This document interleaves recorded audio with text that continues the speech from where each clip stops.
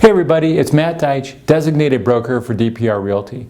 Today's quick clip is going to be about warranted versus non-warranted items. But as a reminder, page 1 of the BINSR is for requests for repairs, and page 2 is a notice for what's already been promised. But hey, let's take a look at this because the disagreements always come from what's warranted and not warranted and what page they go on. But let's take a look at page 2. It says notice of non-working warranted items. So first of all, they have to be non-working. Guys, if you have an outlet in a kitchen, it's not GFI, but it's still a working outlet. Guess what? It's not non-working. It's a working outlet. No, it doesn't meet the code or standards of what it's supposed to be in there, but it's working. So although it's electrical, that might be a page 1 item for you to consider. Likewise, a lot of safety issues come down as requests for repairs, although they're extremely material to a buyer. Let's take a look at an example of a cracked window. Nowhere at all in section 5A of the contract is that called out as a warranted item. It's a very serious safety issue, but it still goes on page 1. Let me give you another example.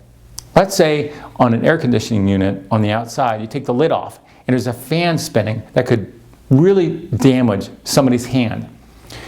The air conditioning unit is still working. It's not a non-working warranted item, but it's an extreme safety hazard. That would still be a page 1 item, even though the air conditioning is a warranted system because it's not a non-working item. So let's take a look at that, and also realize that the cost of an item does not determine if it's warranted or not. It's kind of seemingly crazy, but when you have a plumbing or the drip system in the yard that's very inexpensive, it's a warranted item if it's leaking because it's a plumbing system. But realize too that the entire roof is not a warranted item. So the cost has nothing to do with it. It all comes down to, is it warranted or not? Is it working or not? And what page as a notice or request?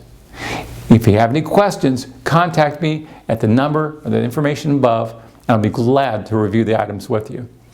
Hopefully this helps, and today's quick clip is a quick tip from your broker, Matt Deitch at DPR Realty. Thanks.